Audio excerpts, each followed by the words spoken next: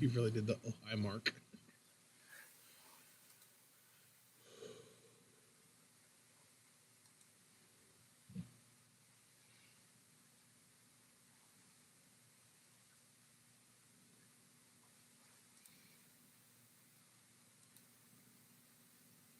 Ladies and gentlemen, welcome to the 53rd TWitWoW monthly Q&A.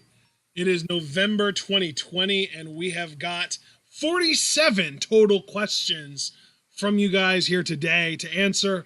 And it's a pretty good number. I'm pretty happy about that. I always say I'd like it for, typically I like for it to be between 45 and 65. So 47 is right on the low end, which is convenient because it is a holiday. So we can get in and out of here a little bit quicker than we otherwise would. John, how are you feeling, man?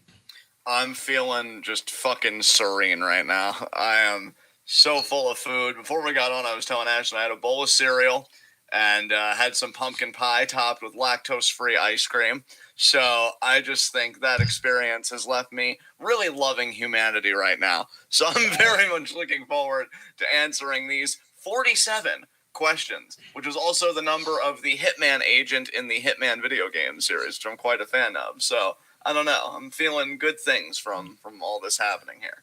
So I'm ready to get into it when you are, bud. All right. Well, I see Hypothesis is in here, and he's our second question asker. But our first, believe it or not, our first question asker this time around was Kirby Freeman.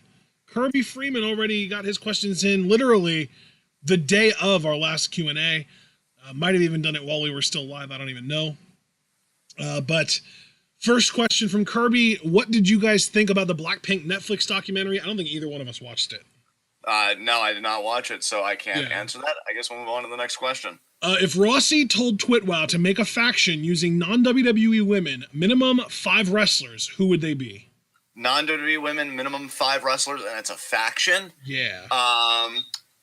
Okay, so for me, just off the top of my head, Azumi, Saki Kashima, non-WWE women, huh? Miyu Yamashita. So Azumi, Saki Kashima, Miyu Yamashita.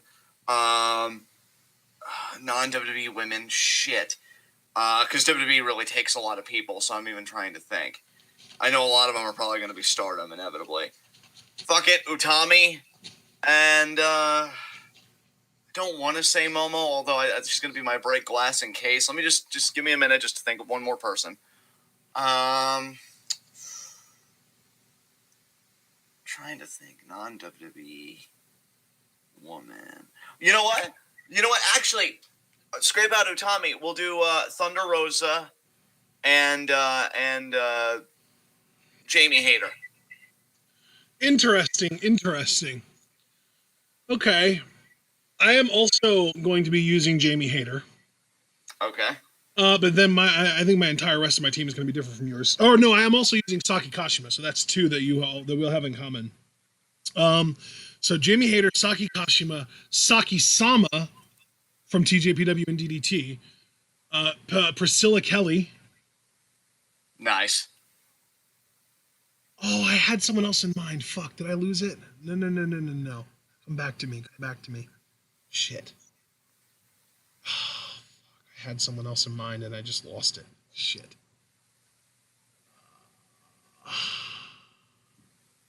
Fuck it, Konami. All right, I like that. It's like a Goth Queens faction. Okay, ooh, I dig that. See, I was trying to go for, technical masters, and I know it kind of fell apart at the end, but, fuck, that just tells me I need to brush up on my women's wrestling, honestly. Yeah. All right, next question. Next question from Kirby. In the spirit of Halloween Havoc, what is your favorite Halloween Havoc match? Mine is Yuji Nagata versus Ultimo Dragon. I'm honestly not that familiar with the Halloween Havoc pay-per-view event to give a favorite match. I guess going by the Halloween Havoc I just watched, Gargano Priest is surprisingly a lot of fun, so I guess I'll go with that to pick an answer, but I really can't give one of substance given my lack of history. So what about you, brother? Yeah, I'm just going to say Goldberg versus DDP from Halloween Havoc 98 because that's the only one that I really remember. All right, fair enough. Next question. Fourth question from Kirby. Go to top 3 horror movies to watch during Halloween. the first Saw movie, which I love, the first Halloween movie, which I think is a classic and just really kind of constructed a archetype of the horror character that's more like, they call Michael Myers the Shape in the first one just because it's not all blood and guts. And third horror movie. You know what? I would say the first Nightmare on Elm Street, because some of the effects for the time period were really impressive, including the one scene where, like, I don't know, like, I don't know the character's name, but I think you'll know who I'm talking about. When the protagonist's boyfriend gets sucked into the mattress and then all the blood spurts out on the ceiling. That's such a great effect for the time. So, yeah, I'd say first Nightmare on Elm Street, first Halloween, first Saw movie. You always go with the first, I think. Nice. So, what about you? Well, my easy two are such go-tos for me typically that I ended up not watching them this year at all because it's like I've seen them so many times that I wanted a little bit of a break from them. Those two being Trick or Treat and Cabin in the Woods. Yes, great choices. And I think I'm going to copy you on my third one and just say the first Saw. Nice. Although I will say there are a lot of choices here. Like there's a pretty wide variety of options. I was thinking maybe Final Destination, maybe Scream, maybe Scary Movie even, because Scary Movie is like a comedy horror, but it's still, apropos for Halloween. So, you know what? Fuck that. As much as I can appreciate the first Saw movie, my real third go-to that I literally watch every single year on top of Trick or Treat and Cabin in the Woods is Halloween Town. There you go. Yeah, I literally do not go a year without watching Halloween Town in October. It doesn't happen. Nice. And I typically watch all of them, actually. But although there have been years where I've skipped like the third and fourth movies. But yeah. All right. Next question. All right. Next question. Fifth and final question from Kirby. Why is William Regal so mean to Cameron Grimes? Regal apparently even gave an explanation in NXT exclusive when he put Grimes in a strap match officially against Lumis for TakeOver. He said, I would think it's your personality, I take it. And then he kind of tapped him on the shoulder and he walked off. So Grimes' personality is just very grating to Regal, apparently. Yeah, I mean, proper Englishman probably isn't a big fan of that southern accent. So disrespectful. Unbelievable. Yeah. All right, next set of questions is from Hypothesis, who I believe is here. First question, Triple H compared the brand extension to the MCU and is planning 4 more international NXTs. Does each NXT represent an Infinity Stone? I mean, he started it, so he better finish it. So I'm going to say yes. Normally I don't play along with these, but they fucking better. You keep your him the MCU out of your fucking mouth. What do you think about all this? I mean, that's obviously going to be what they try and sell it as, but yeah, you know what? It's fitting because, the Infinity Stones were destructive as fuck to the environment that they were born into as well. So yeah, that fits for sure. Yeah. All right. Next question. Next question. This one's just for me, which is weird. I don't know why this is just for me. He said, thoughts on Rock and John Cena both being rumored to voice Knuckles in future Sonic movies. I hope Cena gets it. The Rock as Knuckles doesn't really make sense to me. Rock might make more sense as a Shadow, but John Cena works as Knuckles, I think. Third and final question from Hypothesis, just for you, John. Would you rather sit through the remaining episodes of 13 Reasons Why with limited breaks or watch Cuties with no breaks? God, do I really want to do this? No, I don't. Not today. I'll just say 13 Reasons Why. Next question. Super Blue had 5 questions this month. First one, how do you feel about the 2020 election results? Oh God. Again, just being perfectly honest, I care, but I don't care. I think I can sum it up best by a dear colleague of mine. Better to fight neoliberalism than to fight fascism. Yeah. So there you go. Exactly. Yeah. I look at, pretty much this year has really kind of taught me to look at the election less as you're picking who you want and more as you're picking who you want to fight. And I would way rather fight Biden and in a Biden administration than fight someone that's literally trying to fucking seize power and become a dictator. So at the very least, I think that's a positive. I would also say it's fucking terrifying that Donald Trump got as many votes as he did because sure, and frankly, it's really fucking sad that Biden is now the #1 all-time vote getter too, because that's just the amount of turnout that was required to beat Trump. So it's like depressing times two, because we got this fucking garbage ass lukewarm candidate on one side who only received a breaking amount of votes because of how much of a piece of shit the other guy was, and yet the piece of shit on the other side still had the next most votes in history. It's terrible. Yeah. Next question. Second question, what is the point in even voting if you live in a state that is very sturdily on one side or the other? So basically a non-swing state. To develop other forms of praxis. I mean, I don't want to give a dissertation on any political question because, to be perfectly frank, I'm fucking tired. But it just shows that, like, political action, I'm not saying to negate the ballot box, right? I've kind of shifted tactics. By all means, vote. But I think also protest, organize, develop organizations. I think one of the most inspiring things was people for, like, Black Lives Matter and stuff, organizing bail funds for falsely incarcerated, Black and brown people. I think when you live in, how did you phrase it, Ashton? A non-swing state? Just so I have you exactly. Correct. Yes. A non-swing state. I think the benefit of that is, again, not to repeat myself, but to develop other modes of political activity beyond the ballot box, so that even if you never become a swing state, that doesn't preclude you from becoming a better state. Yeah. And I think I'm just going to end it there. All right. I think I would also make the argument that if you are in a non-swing state, it would almost be then more important for you to vote in primaries than it would be in the election itself, just to make sure that the person that you want to represent a party that's probably going to win the state regardless is the person that's actually on the ballot then in November, Right, exactly. So, third question from Super Blue, 10 years and 1 month later, how do you feel about Bound for Glory 2010, the 10-10-10, they're coming thing with fucking Jarrett and Hogan and AJ and all that shit, or what, or Jeff Hardy, I think it was, I don't even know. Was that Immortal? No, I think that was Immortal. Yeah, no, I think this is actually a brilliant question by Super Blue, because looking back on it 10 years, like, I feel really good about it, mainly because I don't remember it. So, how do you feel about it? I'm pretty sure this was Immortal. Yeah, probably. Okay, here's what I will say in all seriousness about Immortal. Bold of them to turn Jeff Hardy heel, but it was still a company that I think was way too lax about their drug policy and stuff, and was a vehicle for guys like Jeff Hardy and Kurt Angle to not really confront their addictions. And you couldn't get all the mileage out of that Jeff Hardy as you otherwise would have had you been running like a cleaner ship and had he had his head on straight. I don't even mean that in like a really like derogatory, like critical way, because again, when he was there, I actually really liked it. Even the custom title that I know a lot of people hated. So I think it was very inspired.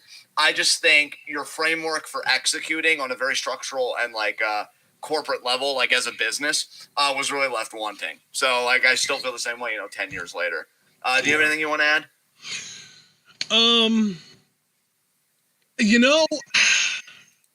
I was one of those weirdos that actually kind of liked Immortal to a certain degree, but like I think that Hulk Hogan's Hall of Fame ring is what killed it for me. Oh yeah, and when like Abyss shoved it down his throat, or even got like superpowers from it before. That like, right there, where he was basically getting powered up by the fucking Hall of Fame ring. That was the dumbest shit ever. Yeah, Jesus Christ. Anytime a company decides to revolve one of their biggest angles around a 60-something, guy that can barely move, and really is considered a legend in other companies, like it's pretty pathetic, honestly. So let's move on. Fourth question from Super Blue: is it safe to say that when Gargano ends his first title defense curse, his story will be better than Sasha's? Fucking no. No. Absolutely not. No, it's not safe to say at all. And a matter of fact, it's fucking egregious to say. Fuck Johnny Bitch Cakes. Yeah, for sure. I'm actually offended we got this question. Next. Fifth and final question from Super Blue. Team TwitWoW versus Team Super Team Super Blue. Team Super Blue, goddammit. Team Super Blue Survivor Series match. Who wins? And his team captain is Kushida. And God, Jesus Christ. What are you doing, Super Blue? The remainder of his team is Yoshihashi, Yo, David Finlay, and Jeff Hardy. And I guess we're assuming in this that everyone is healthy, because right now Yo is nursing a torn ACL or something like that. So I'm gonna be honest. I could give this a lot of thought, but I literally do our intro as like the best, and so we dominate Team Super Blue in a clean fucking sweep. Like you're no better than Team SmackDown. Okay, so, but who is our team? I think that's more. I think that's more what he wanted to know. Well, okay. Let's. I think rather than going back and forth, I really do think all of our picks should be consensus. I was gonna say, do you want to build a team that's just like super OP, or would you rather specifically construct a team designed to counter his team? Oh, dude, I want him to cry. So, like, I feel like a super team, right? Like, super OP, right, would do that. Well, so, like, we want to break people. Like, fuck it. Okay. You come for, like, he laid down the gauntlet, man. I'm just saying, he was coming for us. We didn't have a problem. Were you going to do this if you didn't come for us? No, so we got to send a message. It's got to be super OP, I feel like. I wanted to build it to beat him. Let's do two different teams. You do yours as a super team. I'll do mine as a team that's designed to beat his team. But don't you think a super team still beats his team? Like, then what's the point in your distinction then? I'm thinking more like guys that have his guys' numbers. Like to beat Kushida, I would pick Hiromu. To beat Yo, I would pick Sho. To beat like I don't know, either that kind of thing. To beat Yoshihashi, I would pick literally any competent body. Honestly, you're just kind of confusing me more, and I think it's splitting hairs to say like a super team, but then like a team that beats his team. As I feel like you're making a finer distinction. Well, because when I think super team, I think like Roman Reigns, Drew McIntyre, Kazuchika Okada, like that kind of thing. Like we're at that point, we're just picking the most OP motherfuckers on the planet. I mean, if you want to make it somewhat challenging, I guess we can do a team to beat his team. So who do we got? Well, I mean, I already kind of laid two guys on the table. I think we should have Hiromu to counter Kushida and Sho to counter Yo. But again, like, if we just want to beat his team and make him cry, then we can get Roman Reigns, Drew McIntyre, fucking Kazuchika Okada. Like, who else? You know what I mean? No, you know what? Because you do have a point. Like, false hope makes it taste better. So I feel like for Jeff Hardy, I personally would want, if everybody's healthy, right, I would want an Edge. Edge has beaten Jeff Hardy plenty of times. So I nominate Edge for our team then. Okay, that's fitting. To be David Finlay. God, anyone? Kenta? Yeah, I was going to say, we can't pick Tama Tonga. That's for fucking sure. Jesus Christ. I mean, I know Kenta got eliminated, but that was like an over-the-top rope thing. When it came to actually pinning somebody, Kenta fucking owned David Finlay. Yeah. So, again, I put forward Kenta. You know what, though? I almost would rather go Jay White. Deal. I can do that. Yeah. Let's go Jay White. Together, and then the only guy left is Yoshihashi, and like I don't care enough because it's like a fucking Yoshihashi. Goto, whatever, fine. Yeah, sure. Yeah. Or if we really want to make him cry, let's go Ishii. Perfect. We get the tiers, and we get to kind of confirm your team. So that's our team: Hiromu Takahashi, Tomohiro Ishii, Sho, Jay White, and Edge. Yeah, perfect. All right, next set of questions are from Noob & Co. First up, do you think that Asuka's redemption is the real storyline? Redemption from what? Dude, I feel like Noob & Co. does this every fucking month. He makes something that isn't about Asuka at all about Asuka somehow. No, the real storyline is Sasha's redemption, goddammit. Yeah, Asuka redeeming that she's a champion. What I want to know is why everyone is trying to take Sasha's stuff away from her. What the fuck? No, Johnny Gargano's story isn't better than Sasha's story. No, it's not about Asuka's redemption. It's about Sasha's redemption. Stop. Yeah, I mean, even I said that, like, I think I even said very recently in 5v5, I did actually, which again, you guys should check out, that, like, it's her turn. Yeah, like I'm not even the biggest Sasha fan. I feel like our next Q&A we're gonna question: is Mia Yim the best women's wrestler with blue hair in the world right now? No, fuck off. Well, now you just caused that to happen. I hope you know. But yeah, easier for us to answer that. No, I'll take it. That's some 4D chess right there, bro. Yeah, there you go. All right. Next question. All right, second question from Noob & Co. What current storylines are getting tired the most? Oh, man. Depending on the date that he asked this question, I would have said Mysterio Rollins, but that, I think, is concluded more or less. Yeah. So I feel like right now I'm not fatigued on any storylines because the ones that I was getting fatigued on have concluded. Like even Drew and Orton have moved on clearly because Orton lost to Styles on Monday. Oh, so. You know what, though? Because you brought up Orton, I'm going to say Alexa Bliss with The Fiend is one. Perfect. I'm going to co-sign on to you with that since I really can't think of anything else, honestly. Okay, yeah. God, I'm trying to think of something in other companies, though. Like, if there's anything in NXT, I would say Candice's constantly trying to win the NXT Women's title is, like, a good one. Like, just Candice contender at all in general needs to fucking end. I'm sick of it. Yeah. And then New Japan, I don't even know. I'm sure there are plenty of people that would say, "Oh, Okada not using the Rainmaker," but I'm fucking loving that, so I can't say that. So Yeah. Anyway, all right, let's move on. Third and final question from Newman Co. What is the best wrestling match and worst wrestling match this year so far? This year, worst I really don't want to spoil our year-end awards a month out. Oh, yeah, let's just skip that one. You're right. Yeah, I was about to answer, but I God, man, you really got to step your game up with these questions, man. Yeah, your lot kind of sucked this time. Better luck December.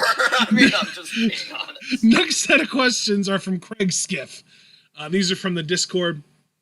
First up, since Moxley versus Omega for the AEW title is happening on December 2nd, do you expect Omega to win so that Moxley can go back to Japan and defend the U.S. title finally?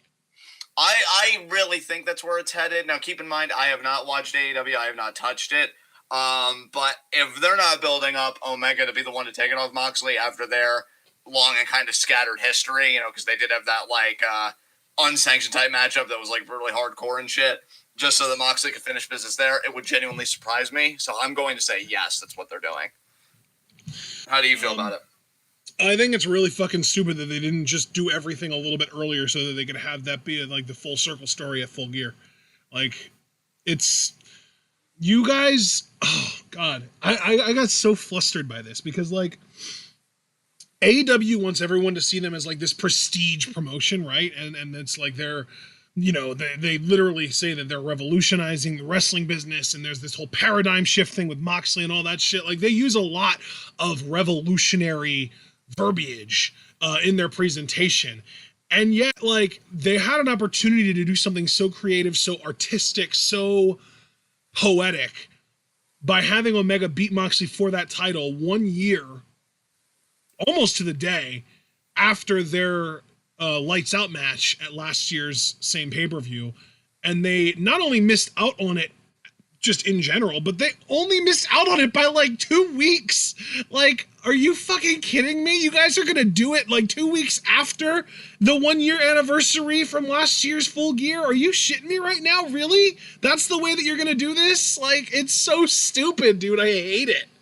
Yeah. Oh my God. This is why I can't be an AEW fan, because I want to root for them. I want them to be good, and they do stupid shit like this so often. Yeah, and I don't like that they do that shit, and yet I still feel like they're incredibly, pretentious about the things they do in general. Yes. So great. Yeah. And, with WWE, I actively dislike WWE, but I can watch it for the performers that I like, and when they do dumb shit, I can laugh because it's Vince being dumb, and fuck Vince. But with AEW, I can't watch it even for the performers that I do like because they get used like shit constantly. And when they do dumb shit, I just get upset because I want this up-and-coming promotion to be good, and I just don't think it is. Yeah, pretty much. But yes, I do think that Omega will be the AEW champion after that match, and I do think that Moxley will hopefully go to Japan after that, and we'll get our Moxley Kenta match at Wrestle Kingdom. So, and maybe even a Moxley Juice rematch if he successfully retains against Kenta. We'll see. Which, frankly, I don't expect to happen, but we'll see. Second question from Craig, though. What title feud in WWE is worthy of being settled in a TLC match at TLC? God, well, Sasha and Bayley are no longer feuding. Otherwise, I would have said those two. Yeah. What title feud? Sami Zayn isn't feuding with anybody, but you put him in any gimmick match. Is Roman even feuding with anybody right now, really? Roman isn't feuding with anybody. Wow. Then you know what I'm going to say? Roman Bryan. Yeah, because they do have the personal element of Bryan being taken out by Jey Uso and then coming back and being vicious. So, yeah, That is the closest one. I'm just going to co-sign on to you again, brother. I think you're really getting the best picks here. So, next question.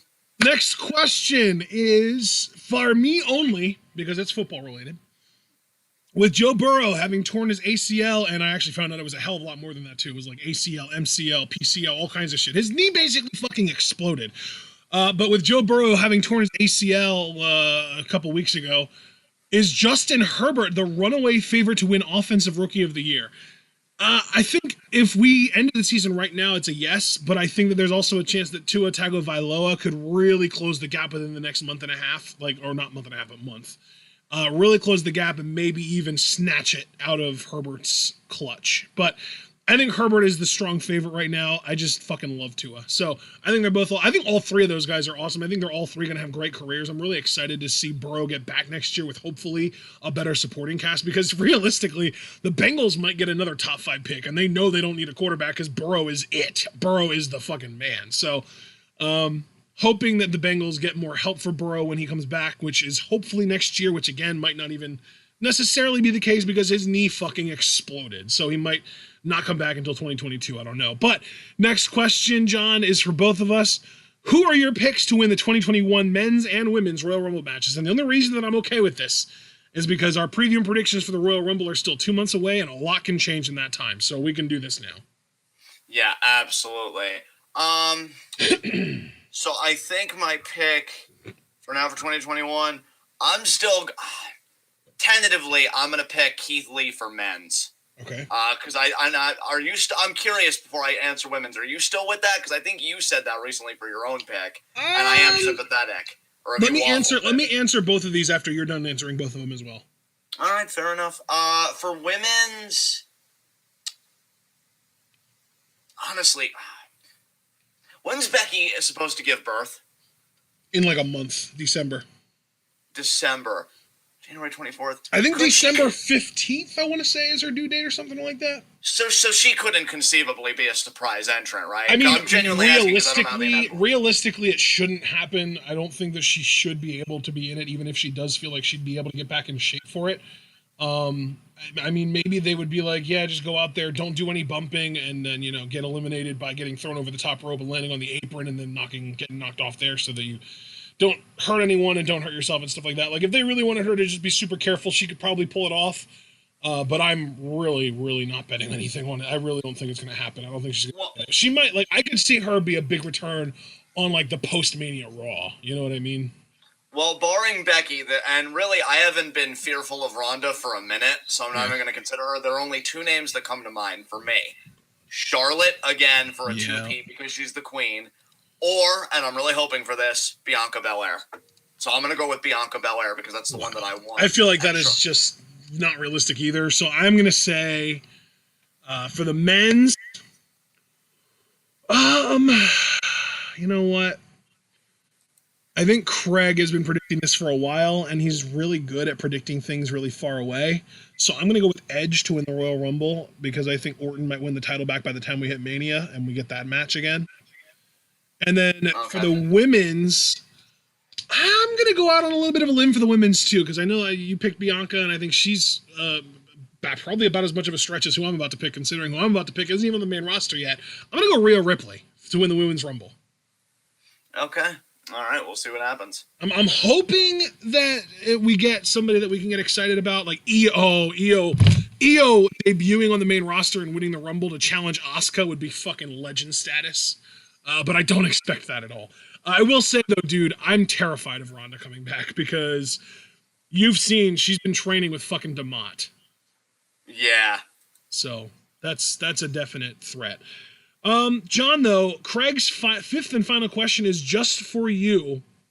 He wants to know from you, and I think that's just because he probably already knows how I feel about this because I'm pretty sure he's asked it in the politics channel in the Discord already. Is there ever a chance of the U.S. embracing a progressive political landscape, or will capitalism end this democracy?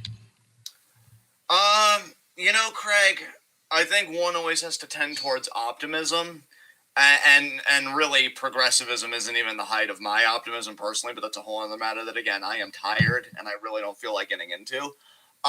So I do believe it can happen. My concern isn't so much that we're going to be forever fettered by capitalism, but that much like a horrible wrestling company, we make the right booking decisions a little too late. So we could embrace the progressive politics, right? But already after climate change is etched in a new epoch for humanity and for ecological systems, for example, and stuff like that. Now, obviously, every good move is just a good move, but I think you'd get a hell of a lot more out of it now than if you did it 20 years from now. Again, the saying that I've been going back to lately is the best time to plant a tree was 20 years ago, and the next best time is right now. So any time is a good time. I just hate that we're kind of dragging our heels to it. But to circle back to your question, I believe capitalism will be defeated. It's just another historical artifact the same way feudalism was, monarchy was in a lot of parts of the world. And, those all fell one by one. Capitalism isn't inscribed in nature. It's a human institution and it can be uprooted by humans. And I do believe that day will come. Wow. So you're actually more optimistic about this than I am. Because, I definitely think capitalism will be overthrown eventually, but I don't think we'll be alive to see it. Yeah, and to be perfectly honest, I tend towards that trend as you, but the question was, are we, just going to be trapped in there? In our generation, probably, but I do think there's going to be a generation that looks at capitalism as antiquated and excises it from the You know what? I think that we will at least live to see that, because I think that we're already kind of, maybe even there already, if not at least on the way, because I know for a fact that millennials are the first generation that see socialism as more of in more of a positive light than capitalism. I know that for a fact. I've seen the polls. Yeah, it's a very interesting time, because you and I think have talked about this on Rocket League streams, where the collective consciousness has certainly shifted in regards to capitalism. I'm just waiting for that. Here's what I'm waiting for personally, and I know you and I have talked about this, and again, Craig asked me, so I'm kind of taking the floor here. Yeah. I'm waiting for it to mature again into different modes of praxis. Now, I say that word and you think bandana masks and torches and this and that. It doesn't have to be that. I'd be hard as a rock if it was that, but it doesn't have to be that. Again, it could just be, I've even told you examples, Ashton, on some real shit where people look at production differently, because everything isn't just organically produced. I also think things undergo a method, and this just shows you how much fucking philosophy I've been reading lately, joyously I might add, of historical and social production. So, you look at food, we all know how organically food is produced, but you look at it historically and socially, we have, supermarkets and stuff like that distribute the food. And obviously it's dictated by capital, the same way everything else is. I think you change the course of that production when you do things. And I actually had a comrade who used to live in Washington do this, when you do a community grown garden. And she used to have a community garden where she fed the children that were suffering from food insecurity in her neighborhood. See, that's what I'm talking about. I think with the shift in consciousness, I think we also have to challenge not just capitalism en masse, as a totalizing ideology. We also have to challenge the minutiae of capitalism as it relates to production. How are things produced? And how can we transform social and historical production to be more egalitarian? So again, you go from the supermarket dictated by capital to community gardens, which are communally owned, as just a concrete example. Dude, do you know what I like to think about it as? What's that? A really well-run Minecraft community. I know that sounds cheesy, but in a really well-run Minecraft community, if you need something that is a plantable, there are always going to be community gardens where you can go, you pick up the food, you replant so that it grows, so that by the time the next person comes, they'll be able to get it too. It's and you only take as much as you need usually, maybe a little more than you need just in case. And it's it just works out so well. Yeah, dude, I actually love the example you gave. That's why I tried to make it more concrete with the idea of community garden versus supermarket, because that's another thing too that I think is a problem with the left. And I know Craig didn't ask this, but I think again, if we adjusted this, we could capitalize on the collective social shift in opinion about capitalism. Yeah. We can't be so mired in theory. Even some of the philosophers I've read have said, it really begins in activity. Do something. So I would consider the farmer that grows something for their community to honestly be more revolutionary and to be more leftist than people that can quote Marx from memory. Yeah, but I also think that we need to imagine a world where there is no one farmer, because everyone just knows how to farm. Yeah, absolutely. Everyone just knows how to do what it takes to get plants to grow, so that they can all work together to get plants to grow for everyone. That's, at the end of the day, that's the real dream. Absolutely. So that's the fucking end game right there, baby, Absolutely. So next question. All right, next question is from Revel Icon, aka Iconic Player 1, aka Revel Status, I think. First question: the end justifies the means, right or wrong? Oh God. I think with any question like this, though, the only correct answer is it depends. Yeah, it really does. It really does. What ends are you after? Yeah. So I think rather than just getting mired in the weeds and breathless exposition, let's just move on to this question after that sentiment. Yeah, I was gonna say if we're talking about it's really hard to kind of objectively say one way or the other. But I think the closest I can get is if it is objectively, what's the word? Beneficial to everyone, and not just a majority, but to everyone. Meaning we can't have the whole like kill a few million people to save a few billion people. Like, no, that doesn't fucking work here. It has to be beneficial to everyone. Then I would say the ends justify the means. But if it isn't beneficial to everyone, if it's only beneficial to most people, like in the example I gave, like fucking, what's his face from Watchmen? I don't remember his name, but the guy that was played by the guy that did the voice, Jeremy Irons. The guy that was played by Jeremy Irons. I forget the guy's name in the show though. No, no, it doesn't. Any means that involve harming people don't justify the ends, as far as I'm concerned. Unless those people also intend to cause harm. But that's a whole fucking rabbit hole. Let's move on to our next question. From Revel Icon, John, this is just for you. What are your honest thoughts about Machiavellianism? My honest thoughts are I haven't read Machiavelli enough to give it a due answer, and I've learned enough from my formative years not to give a stunted idea of any philosopher, no matter how much I may be opposed to them. So I'll tell you what, when I get around to reading Machiavelli, we'll do this dance again, because I've definitely been reading a lot more lately, but I'm not about to give some half-baked view, because again, I learned from my mistakes. Okay. I was going to say, I could just read like the textbook definition of it if you just wanted to give an opinion on that. If you'd rather not, we can move on. Well, I'll tell you what, if we make it very qualified that I'm only giving an opinion based on like a wiki lifted, shit, then yeah, we can do that, but I want to heavily qualify that. So this is from harleytherapy.co.uk. Machiavellianism in psychology refers to a personality trait which sees a person so focused on their own interests that they will manipulate, deceive, and exploit others to achieve their goals. Machiavellianism is one of the traits in what is called the dark triad, the other two being narcissism and psychopathy. I mean, it sounds almost like it convenes on, Plato's idea of the noble lie, where, the idea of maintaining order and harmony in the ideal city. Sometimes there may have to be deception involved to keep that going. Here's the thing. If we're really being honest about, historical trajectory, you might get away with it for a little bit. I'm sure there were periods, like we always talk about, like the Bill Clinton presidency, right? Where like the great lie of capitalism, we'll say, capitalism being the noble lie of this quote unquote ideal city.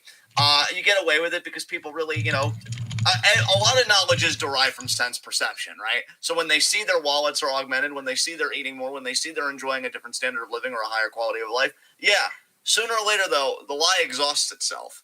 So I feel like that Machiavellianism, this pursuit of interests where you manipulate others, where people, in a very un-Kantian sense, become means to your ends rather than ends unto themselves, where the rational autonomy of other human beings are violated, I can't in good conscience vibe with that. Now, again, this is a conversation in a fucking Q&A forum. Right. I haven't read the proper literature. Obviously, we're just two people talking. Scholars on Machiavelli, political theorists, et cetera, would be far more qualified than I. But on this heavily qualified basis, I would have to say that any ends in maintaining a republic or pursuing interests, because when I think of Machiavellianism, my mind just inherently goes to the political, or just any interests that are necessitated by the violation of other people's rational autonomy, those ends I can't see as being worthwhile. In fact, if anything, iconic, I feel like this is almost a repackaging of your first question, which Ashton really took the brunt of, and seeing as how this was just for me, obviously I'm doing that. I can't see anything that wills the violation of other people's autonomy to be that worthwhile long run, even if you see short-term games. So I'm just going to leave it at that. Next question. Third question from Revel Icon. Q3 is 20 years ago, if you asked an elementary school class what they want to be as adults, they would say, I want to be a police officer, I want to be a doctor, I want to be a firefighter, I want to be a teacher, I want to be a nurse, etc., etc. Nowadays, they would say, I want to be a YouTuber, or I want to be a Twitch streamer, or an Instagram model. What are your takes on this massive social change? I think it's... Okay, wait, I want to be careful here. Do you want me to take this first? Because I have an answer. Okay, yeah, absolutely. Keep it going. Okay, so I think that people want to, when they are that young, I mean, first of all, they're elementary kids. They don't know what the fuck they want to be. Like, they genuinely have no fucking clue. 98, maybe even 99% of them genuinely don't know what they want to do when they grow up.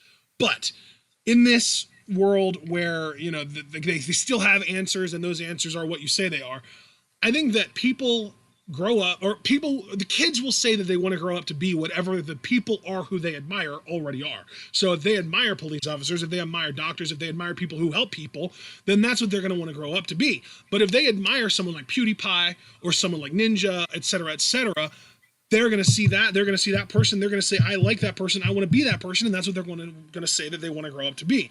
I think that this is less about social change, although it's not about social change. It is still about social change somewhat, but I think it's less about social change and more about parenting.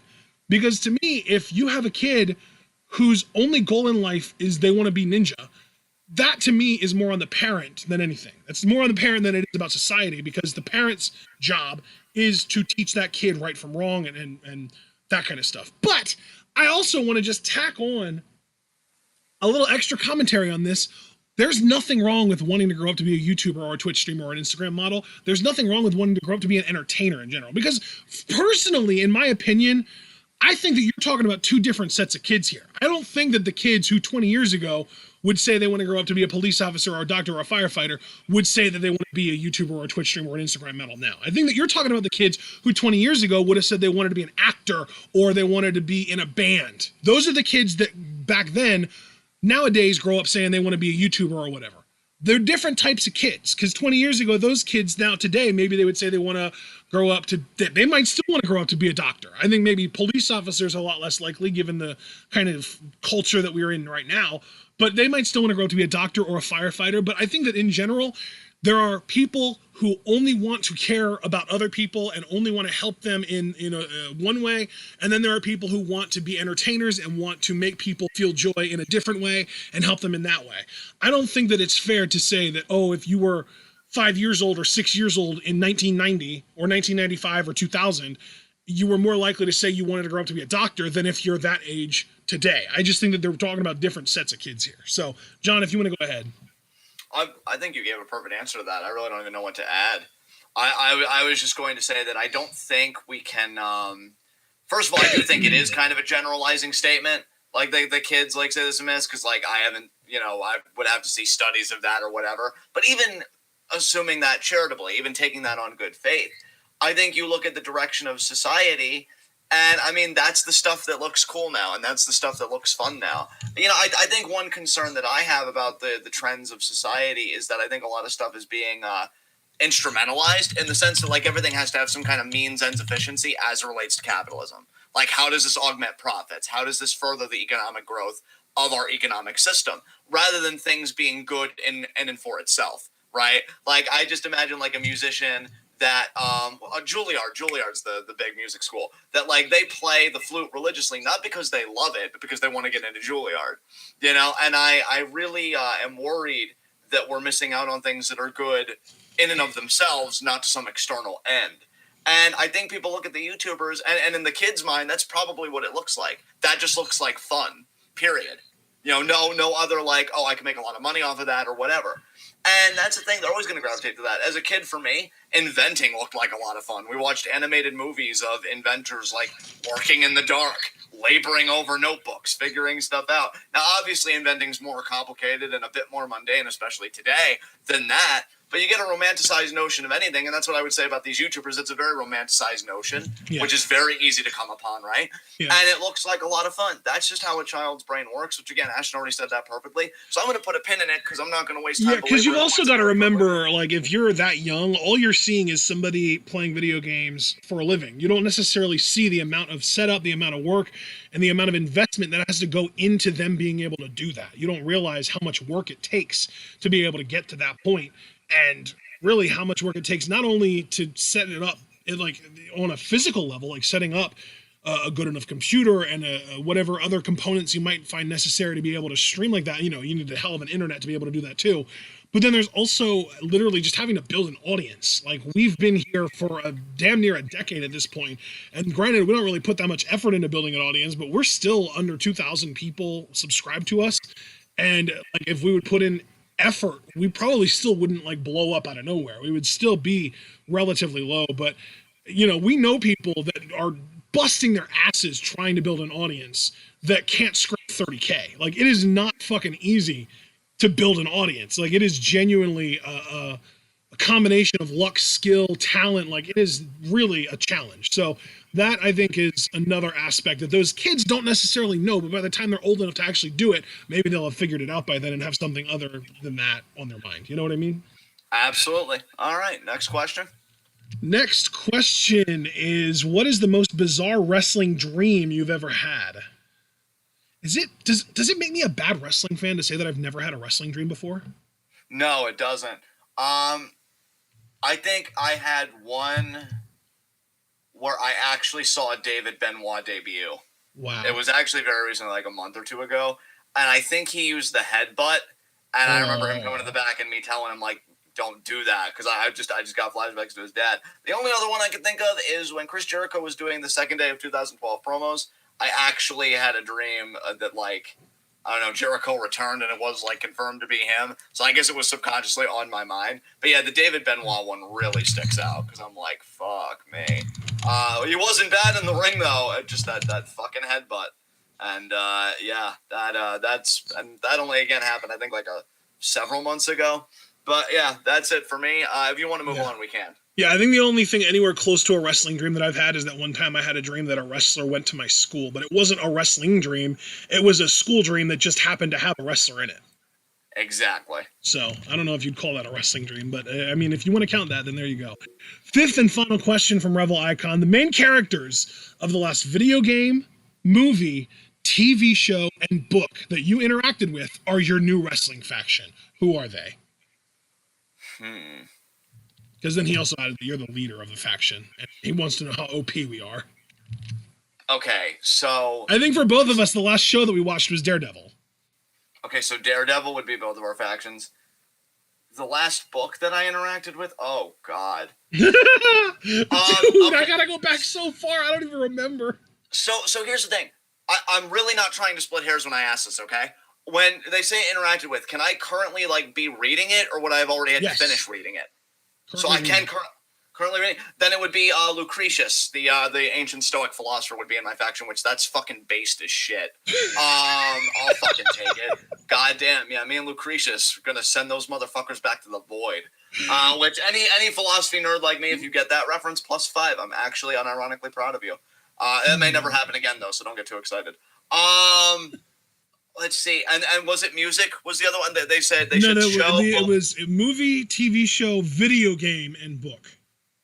Video game. Well, the last video game that I played was Brawlhalla, so I guess I get to pick my. I'll just go with the player that the character that I use, which is Bodvar, who is like a fucking Celtic Viking. I could be cheeky and be like, oh well, Rocket League, and I'm gonna choose fucking Squall. No, I'll go with. I'll be that asshole because I have played 2K16 recently, so I'll just add. But I'll also be fair. I did universe mode with Randy Orton. So it does actually say the main characters.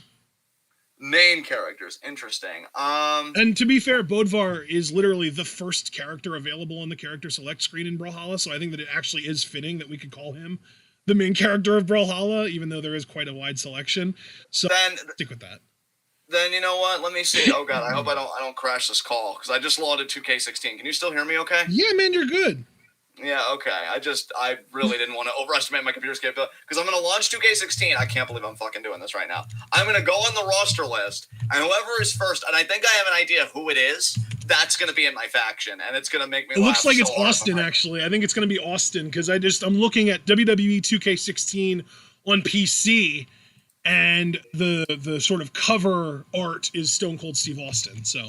Well, see, that's the thing, man. That's not quite, because he's like a legend, but remember, they've also had people like Seth and stuff. When they think about main character, I was just going to go in alphabetical order and just see the first superstar listed. Yeah, it's Adam Rose.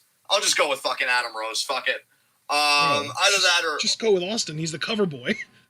Fine, I'll go with Austin, but fuck that neck. Movie. What was the last movie we watched together? Oh, God. Why don't I pull up my MCU watch list? Right. So that I can see what it was. Was it Guardians of the Galaxy Volume 2? Yes, it was. So Peter Quill. Okay. All right. Is that our factions? Is this over with? Well, I didn't give a book. I think I'm just going to have to go with Michael Orr because I think the last book that I interacted with was The Blind Side. So, yeah, Michael Orr, Daredevil, Matt Murdock, Peter Quill, and fuck, what was my video? Oh, Bodvar from Brawlhalla. That's my 4. Yes. All right. Low key, I have literally not like a super OP team, but like a pretty damn good team. I literally, like, we both have 2 superheroes on our team.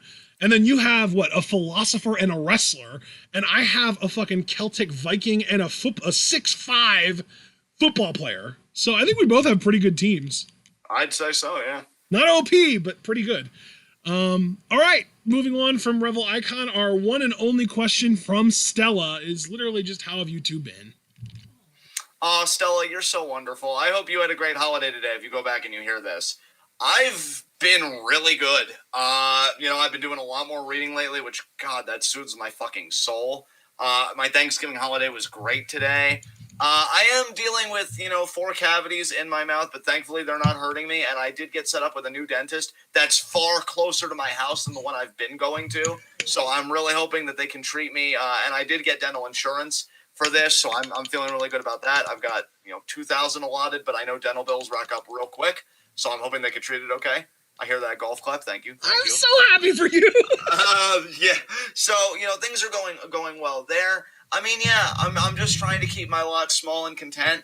And as long as I'm able to read and write what I want to read and write and do what I want to do and be in good health to enjoy days like today with all of you people, I really can't complain. So I'd say, Stella, things are pretty fantastic. I just need Johnny Mundo to get that WWE championship around his obliques. And I'd really be like in fucking the stratosphere. So how are you feeling, bud? I've been real good lately. I think the one big issue that I've been dealing with lately is lack of sleep, but I got like the healthiest night's sleep that I've gotten in weeks last night.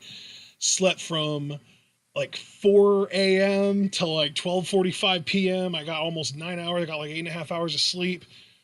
And like, it was like straight through. Like, I didn't have any interruptions. I didn't wake up in the middle of the night or anything. I think I woke up briefly at noon and then went right back to sleep immediately. It was like, it's like, man, those are the best days, especially because like it's relatively early for me because I've been having like a really fucked sleep schedule where like I would go to sleep at 9, wake up at 3, and I hate it. So the fact that I was actually able to wake up before 1 was so nice for me. And yeah, I mean, things have been a little bit crazy, a little bit chaotic, between kind of trying to prep for Christmas and us just having a lot of recordings lately, it feels like. And man, it's been a little bit chaotic, but I am just happy with where I am right now. I'm happy with my place in life. Financially, I'm better than I've ever been because I have like an actual proper quote unquote job that pays me for doing something that I've always done regardless. And that's pretty goddamn wonderful to have. And it's looking like I might actually start getting paid more here within the next few weeks if things work out, which is going to be fucking wonderful. This is going to be the first year ever that I'm actually going to be able to buy Christmas presents for my family using my own money that I earned, which is again, just fucking amazing. Cause I've bought Christmas presents before, but it was always with parents' money. It was never with my own money. So that's going to be amazing. Yeah, it's just been a really, really good year for me other than the COVID stuff. Like if you could just really kind of separate the COVID stuff from everything else, the COVID stuff has been awful and like having to wear a mask everywhere you go because I actually do respect masks because you're a fucking scumbag if you don't. And just having to put up with like the whole political landscape and all that shit. Like if you can kind of compartmentalize and keep that separated, my personal life has been probably better this year than it's been since like 2007, 2008, probably somewhere around there. It's been great. So having a great time. And I think we can move on now. Right, John? Absolutely. Let's do it. All right. Next question is from Mark, and he asked 5, but the first of his 5 is, when/where/how will Andrade reemerge, if at all? I'm honestly thinking, Mark, he may be on the chopping block. I think Alistair definitely. Andrade's more of a mixed question. But in truth, given that we're closer to it than one might think, hell, we may not see Andrade again until Rumble, honestly. I wouldn't be surprised if they just kept on with nothing to do. Either that or he's just going to show up on a random episode of Raw and it's going to be like, oh, look, there's Andrade. There's not going to be any production made about it, though, Mark. That's really what I want to make clear. It's either going to be a random episode of Raw or even just a Rumble entry, truthfully. So what do you think, Ashton? Well, the last Oh, wow. Last time Andrade wrestled a match was when Angel Garza beat him in 2.5 minutes on an episode of Raw in early October. Jesus Christ. I wonder if he's injured, because he hasn't even been working house shows, so I almost have to think he's injured. Yeah, that could be. That could be. So yeah, it depends on the severity of his injury. It could be anywhere from, Royal Rumble seems like the earliest time we'll see him at the very earliest I could see it being Rumble, or more likely we just won't see him until like he leaves and goes to like New Japan or AEW or TNA or something like that, or maybe back to CMLL, which would probably just mean New Japan. So I'm low key. I'm kind of hoping that we get like a batch of releases that are guys and women that like we really fucking like, that just deserve better. They can go elsewhere and work somewhere that their talents will be appreciated, like Andrade and Alistair and Ruby, like that group. Like I would love to see them just like Ruby can go back to Stardom, Alistair and Andrade can both go to New Japan. Fuck everything else. I don't care. Yeah, I'm pretty much right there with you, brother. Yeah, because I know Ruby, when she was Heidi Lovelace, she did work Stardom. She was actually in Stardom when the incident happened, dude. She actually helped with carrying Act to the back to get her away from Yoshiko. Oh, wow. Okay. I want to say she was part of Oedo Tai at that time, believe it or not. Oh, wow. Yeah. And then Andrade has also worked New Japan before, but it was pretty much only in Tag League, and he would team up with Naito in the Tag League. So I'm hoping for more of a full-time run for him in New Japan at this point. And Alistair, I mean, come on. If that dude isn't G1 material, I don't know what the fuck is. Yeah, that's certainly true. Yeah, Tommy fucking End. Yes. Yeah, anyway. So second question from Mark. What exactly do you think the Fiend and Alexa story is leading to? Fuck all. Yeah, if we're lucky, a mixed match challenge, but more likely not even that. Just nothing. It's just Alexa trying to get more screen time without having to wrestle. Like, yeah, it's either going to lead to her being like emancipated from the Fiend, quote unquote, or they're just, again, I keep hearing that they're supposed to be a babyface act, so I don't fucking know. Maybe she'll win the women's championship and he'll regain the world title. It's either going to be one or the other, or again, just a middling mess that I can't wait to see end, because I went from absolutely fucking adoring the Fiend to groaning now every time she comes out with him. Alexa ruins everything, which is far inferior to Adam ruins everything, by the way.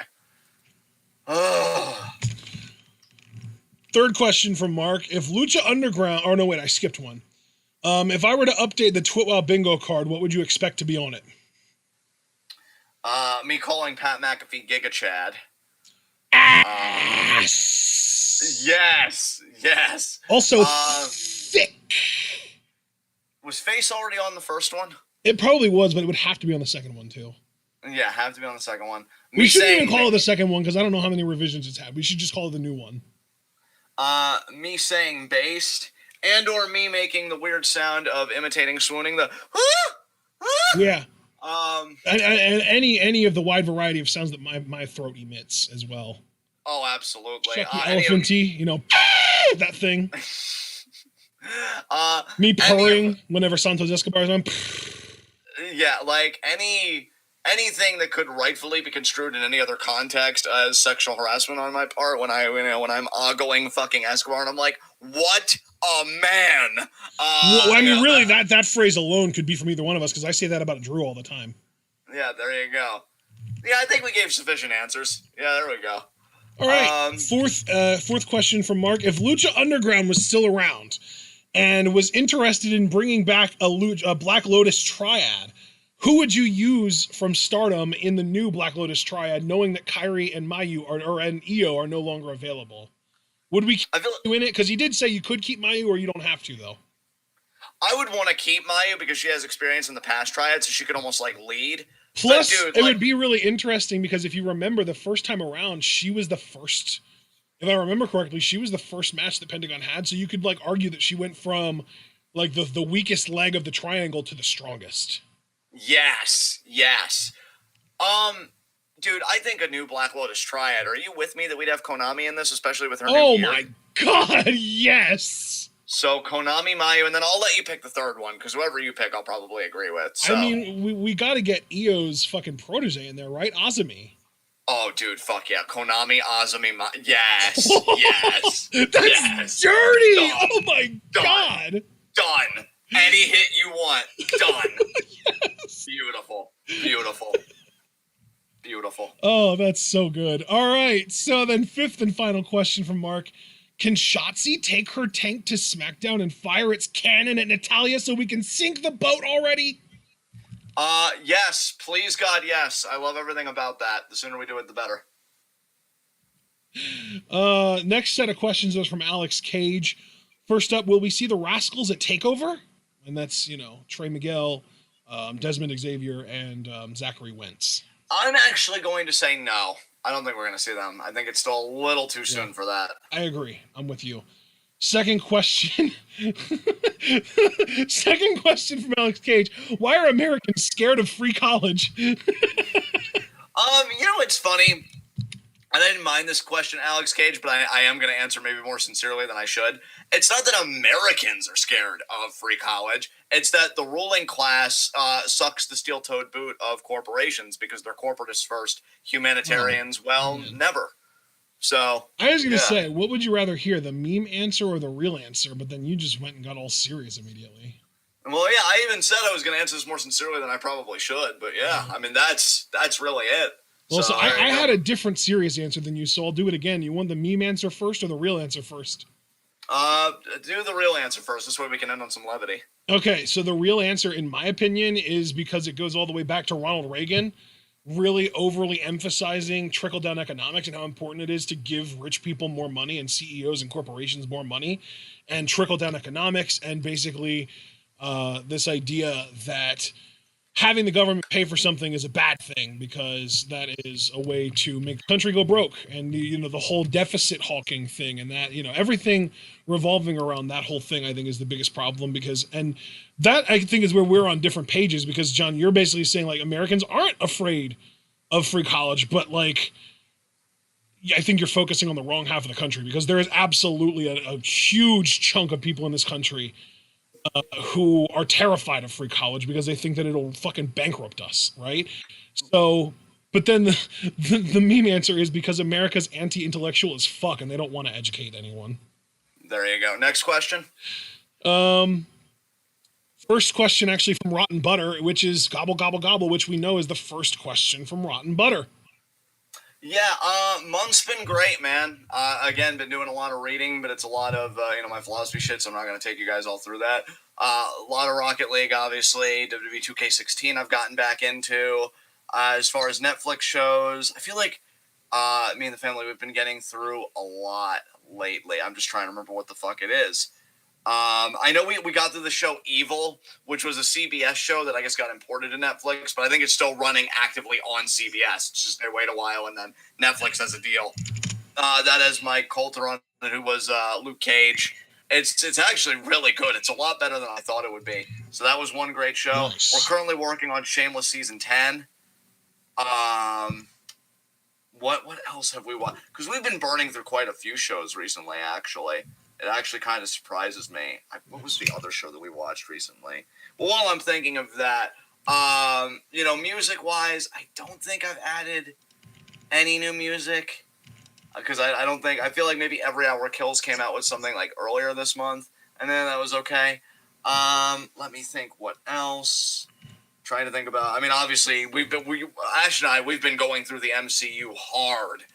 We finished season 1 of Agents of S.H.I.E.L.D., we did Captain America Winter Soldier, we did the first 2 volumes of, Guardians of the Galaxy, so we've been doing like a lot of MCU movies. We finished Daredevil season 1 last night. I think we're hoping to start Jessica Jones season 1 tonight, aren't we? Or yes. Well, we'll talk about it later, but that's next in our lineup for sure. Yeah, absolutely.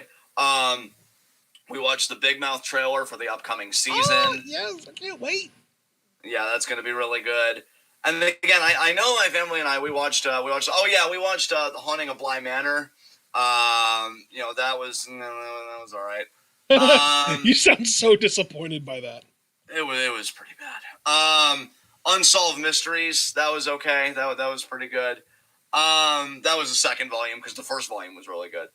And yeah, you know what? I think I'm actually going to put a pin in it there rather than just hemming and hawing for 5 more minutes thinking of stuff. So, Ashton, what about you, bud?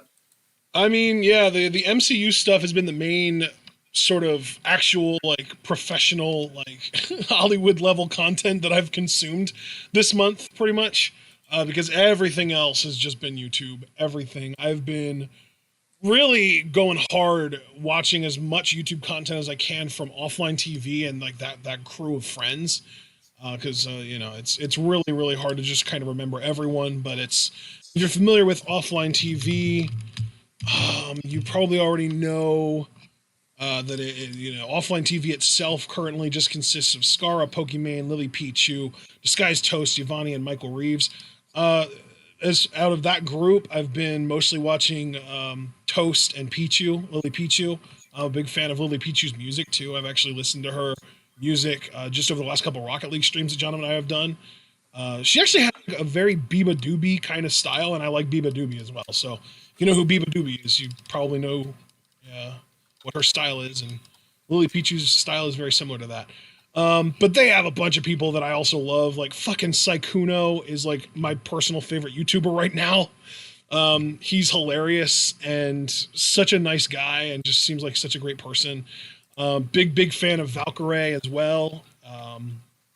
And then just kind of been trying to check out a bunch of people that are on that Minecraft server because they're playing Feed the Beast Revelation, and because they started playing it, I started playing it as well, and I'm like obsessed with it now.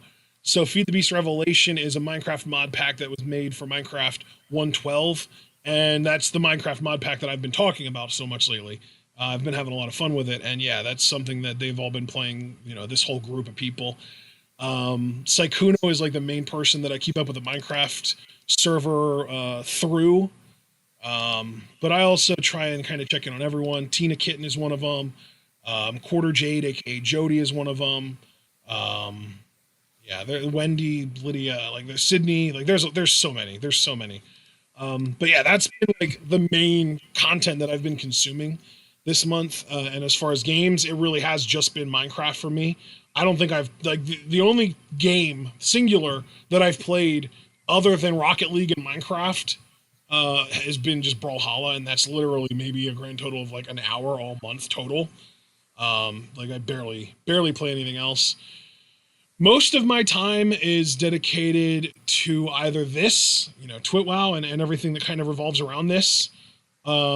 Spending time with John playing Rocket League, watching stuff on YouTube and you know, catching up with like movies and TV shows and stuff like that. Or watching, playing, or learning about the modded Minecraft mod pack that the Revelation one. Or there's another one that I play called Infinity Evolved Skyblock, which I also spent probably the first half of the month obsessing over. But yeah, so that about covers me. I don't really think that there's anything else to add to that. So let's move on. Up next, our second question from Rotten Butter is Trump going to need to be literally dragged from the White House kicking and screaming? If so, how funny will it be to watch? I don't think he will be. You know, again, I'm probably answering these questions way too seriously, but I think he achieved his effect. You know, for Trump, everything can be reduced to the spectacle. And I think he's made enough of a spectacle of this. I still don't know if Trump TV is legitimate or not, like if it's actually going to happen. But if it does, you've already gotten the perfect foundation. You know, I started this network because the presidency was stolen from me. So he can go quietly because he's already roused the base, right? He's already got them on the hook. He can do with them now whatever he wants to do. Because we've already talked about that we're in an age, like I know Asher kind of gave the meme answer, but it's true. We're in an age steeped in anti-intellectualism. Yep. You know, doctors and other legitimate authorities of knowledge, those institutions have been eroded from a standpoint of credulity that, you know, nobody really believes them anymore. And, you know, Trump, I think it was going to happen with Trump or not. I just think Trump accelerated the decay. That's just kind of my standpoint. But then again, I'm very cynical about, you know, American politics. So I feel like he won't have to go kicking and screaming because the end was never retaining the presidency. The end was to retain the cult of personality, which I think are two completely different things. So he'll go quietly, but I think we're going to see the effects of Trumpism really for decades. I don't even think that's being hyperbolic. What do you think? What do I think about this whole Trump situation? There's I don't know if it's a GIF or like a full-blown video with sound, but I saw a thing it might have been a TikTok or something like that. That was apparently a really fucking good Trump impersonator in a room full of kids just bouncing around on one of those bouncy balls. And they were like trying to tell him like it's time to go, and he threw a temper tantrum. It was fucking incredible. It was incredible. It was so cathartic to watch. It was hilarious. And like to me, that's the kind of comedy that really does it for me way more than anything that happens in real life, is like just satirizing the satire, because Trump's already a satire of himself. So let's just take that a step further. I love it. Absolutely. Anyway, so I guess third and final question from Rotten Butter. It's time to ask yourself the big questions. Who are you and what do you want? I don't even know what that's in reference to. Oh, it's Uncle Iroh said that to Zuko. Oh, that's right. Yeah, well, I guess things did turn out well for him. I was really tempted to try an impression there, but I just didn't have it in me when the time came. So I'm personally glad you didn't, only because it's one of those impressions that if it failed, like it'd be so cringe, and we'd probably all be group glaring at you. That's why I dodged it. That's right there. Yeah, that's good. You're making good choices. Yay! So yeah, let's move on to our next question or set of questions. Oh, okay. Next question is from the Chiefin. We have 2 sets of questions left, so a grand total of 10 questions remaining. First question of 5 from the Chiefin. What's your reaction to Jeff Cobb turning heel in New Japan and joining the Empire with Ospreay and Okan? I'm just going to say what I said to Javoris. Good for Cobb that he's being utilized by New Japan. Anytime that somebody I'm rooting for gets something to do, even if it's headed by somebody that I don't care for, I'm always going to expend and divest my energies being positive for that person. So good for Jeff Cobb. All right. Second question from the Chiefin. Who do you think's winning the AEW World Title match Wednesday between Moxley and Omega? Omega. Third question from the Chiefin. John, this is just for you. How happy are you now that Liverpool's #1 Zach Gibson is back on NXT? Oh, God. I was telling Ashton that I don't know if anybody can fill the void in the NXT tag division that the Revival left because they were in a class of their own. But if any team would come close, I think Grizzled Young Vets will. I think they are a shot in the arm to a tag division. I feel like every match that we've ever seen of theirs has been so good. Absolutely. And I still enjoy, probably more than some people here, I still enjoy Gibson as a singles competitor. So I just feel like you've got a great player all around. I'm really happy to see him back. Yeah. Man, if that episode of NXT would have happened before our 5v5s, Gibson might have made your list. Yeah, I think he would have, actually. Or at the very least, he would have been at the top of honorable mentions. Yeah. Yeah.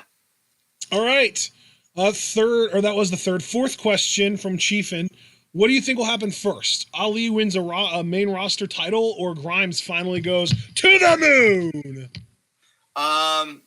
They might CGI Grimes going to the moon, so I'm actually going to go with that one, honestly. Yeah, I'm so with you. It's so sad, but you're right. Oh, fuck.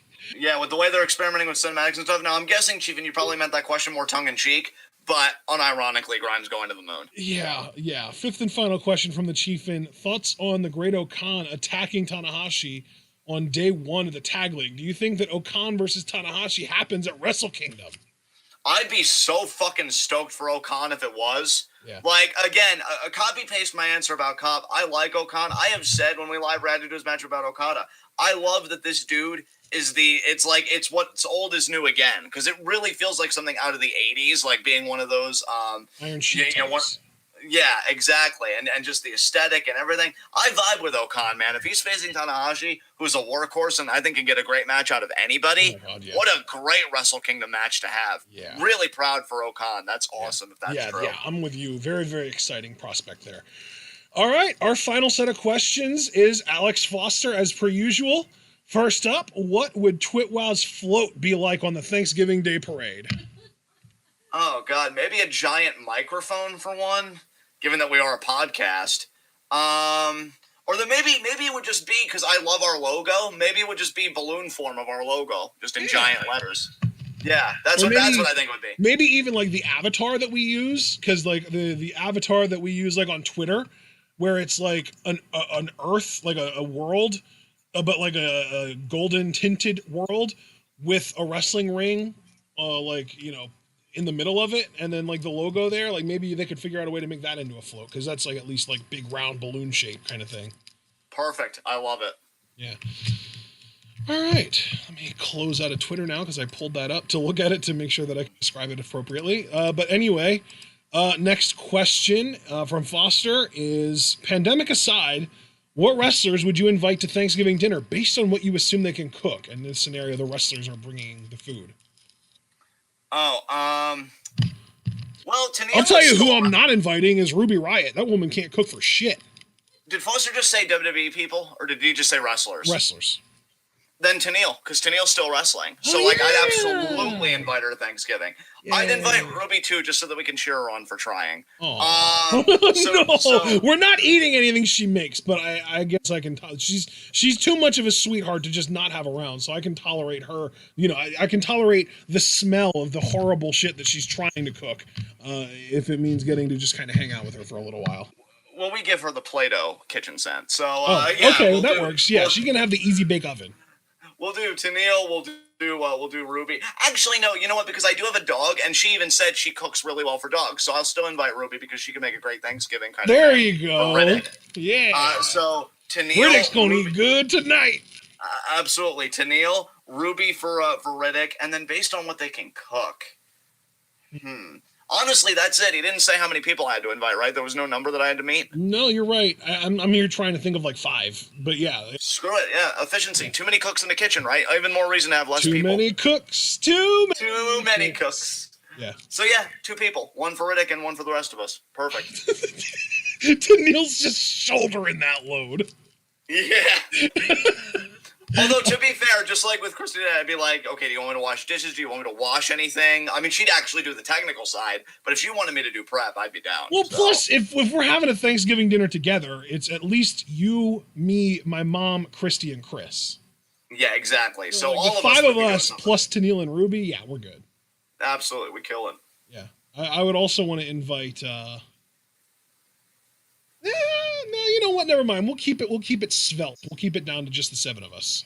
Sweet. All right. Next question from Foster. Best lessons you've learned from shows/movies? Well, for all intents and purposes, SmackDown is a show, and I was raised a lot on the Ruthless Aggression era. I think that show really taught me about passion, desire, grit, and just going after what you fucking want, and just being tenacious in the face of life. So I'd say that.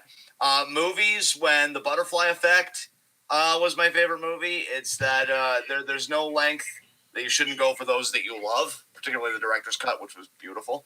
And for Whiplash, it's you only get one life, so live it with fucking gusto and give it everything you got and pursue your passion and fuck everybody else. So, yeah, I think that about sums it up quite well. What about you, friend? God, your answers are so good, and I just don't have any good ones. Shit, man. I learned from documentaries, not movies. Okay, I'm sorry. Hey, well, you know, that's you, an intellectual, right? So it's like, yeah. No, I guess cool. like the closest thing would be something that I feel like is almost, it's almost second nature. Like it's something that we kind of already know, but really gets laid out well by, like the Marvel Cinematic Universe in general. Is that like bad guys are just good guys who are willing to kill for their means. There you go. Like the thing that separates good from bad is how much harm you're willing to cause in order to achieve your means. Oh, I like that. I like that a lot. All right.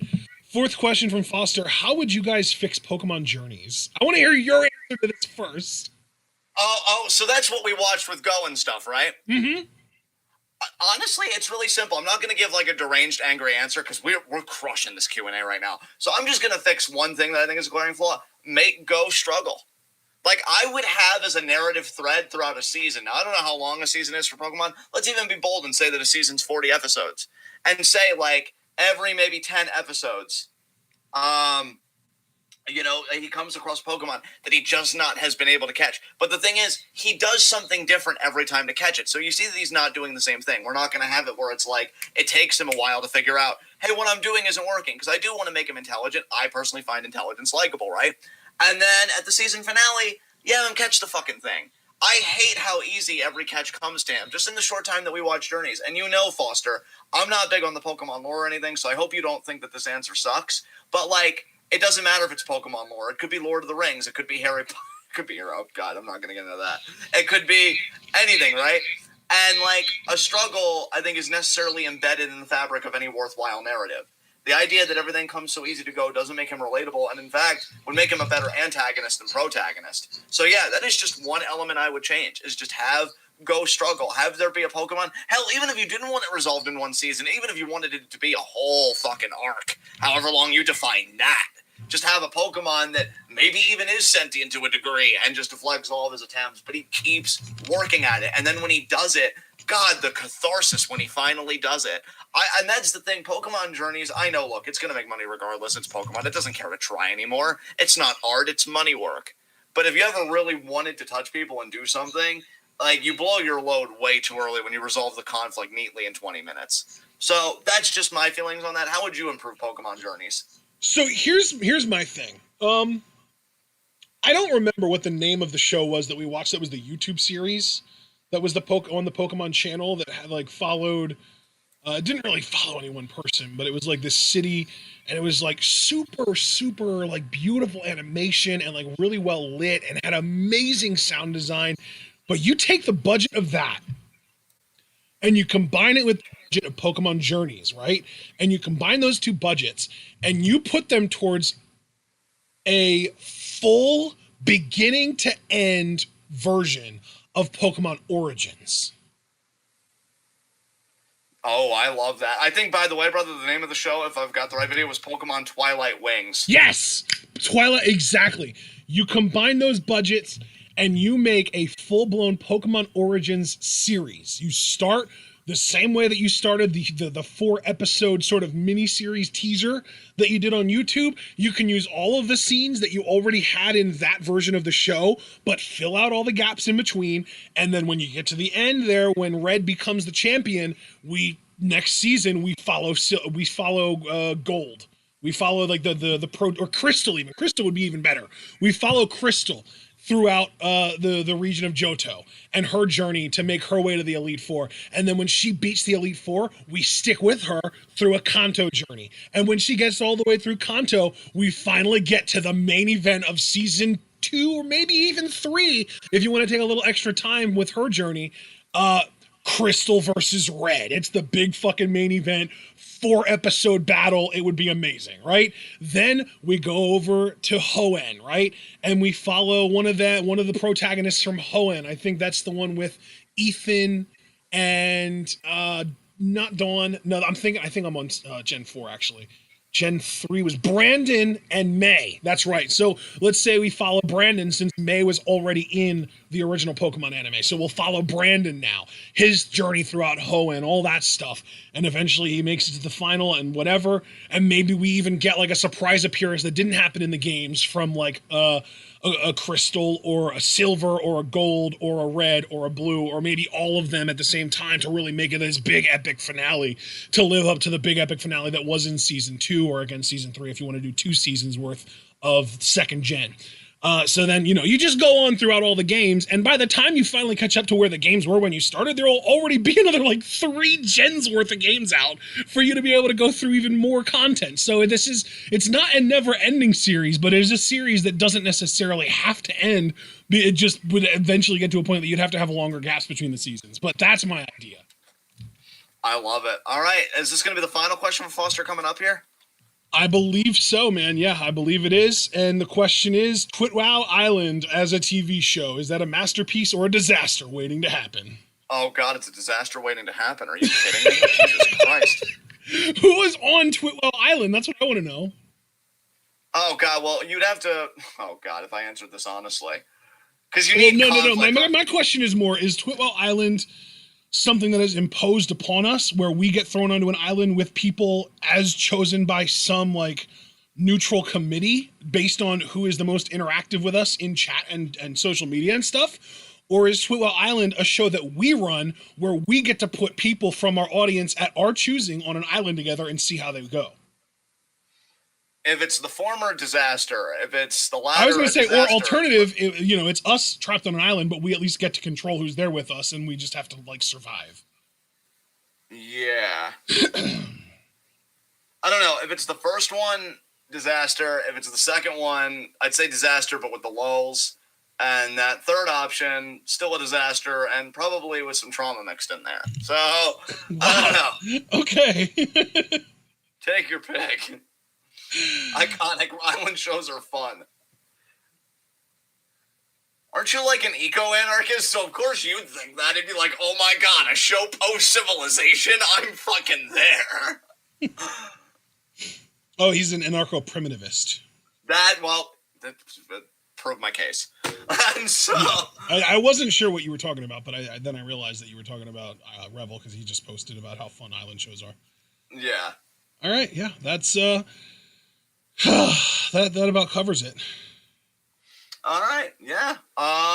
We crushed it, guys. I'm seeing the stream timer is 84 minutes, so under 2 hours. Holy shit. Dude, under 2 hours? I'm seeing an hour 24, an hour 25 on our timer. Yeah, so like even under an hour and a half, yeah. Yeah. Like that's wild. That's the real wild thing there. Holy shit. All right, guys. Well, that was Q&A. So next Q&A, which I'm going to do the pin tweet right after I say this, is going to be December 31st. So New Year's Eve day. New Year's Eve, baby! Yeah, it's going to be very interesting, y'all. Getting together for that. And we're going to be celebrating the French and British New Year's while we're live. Or no, actually, we won't be able to do the French one because that'll happen before we go live. But we'll go live right after the British New Year begins. And then I think we'll be stuck unless we go like 3 hours, at which point, we might, or no. I just think that'll be the only one we have an opportunity to celebrate now that I think about it. So yeah. But it will be close enough, whatever. There you go.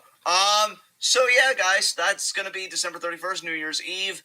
And remember, non-Patreon donors only get up to 3 questions per Q&A. Patreon donors, which only costs $1 per month, get up to 5 Q&A questions. So we've got 4 days in the rest of this month. So if you want to give $1 so you have extra questions, because I know we had some random person in chat try and ask a question. I know all of you seasoned TWitWoW vets know we do not take questions in the chat after the question asking period, which is when we go live at 7 p.m. last Thursday of every month, which again in this case will be New Year's Eve, December 31st.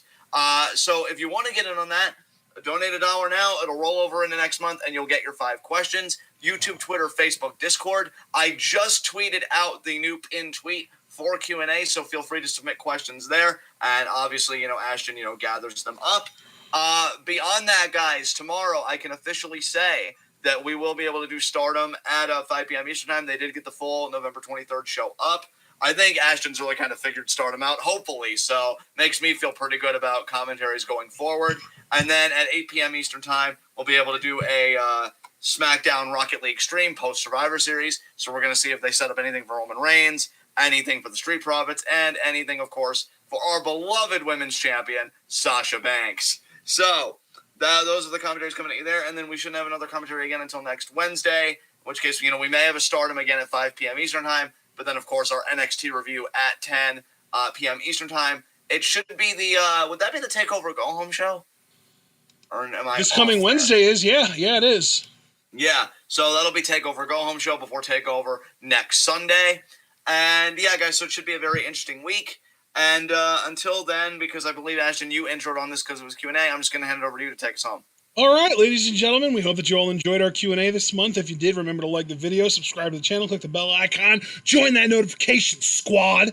You can also follow us on Twitter and on Twitch. And if you'd like to support the channel, you can also subscribe on Twitch.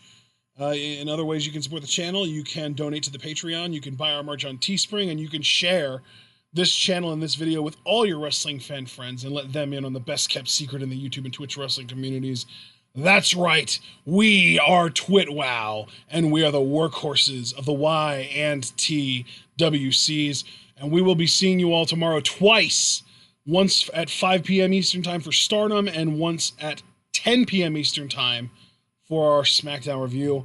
Then we've got nothing over the weekend, and I do believe we do have a Raw review on Monday, which I kind of forgot about until just now, or until today, I guess I should say. I don't know why I didn't have that listed. Oh, I did. I just didn't scroll down. So, yeah, we do have a Raw review on Monday, so we don't have the 4 straight days off that I thought we did. But then we are kind of, spotty, patchy on and off, because then we have a Raw review Monday, and then we have nothing Tuesday, and then we have Stardom and NXT review, Stardom live reaction, and then an NXT review Wednesday, and then nothing on Thursday. And then we'll have at least Stardom, if not Stardom, and a SmackDown review Friday as well, which, it depends on how the Patreon goes for the month, et cetera, et cetera. So we hope that you're all looking forward to all that stuff that's going to be coming your way over the course of the next week and a half. And most importantly, we hope that you're all able to remember to stay tuned.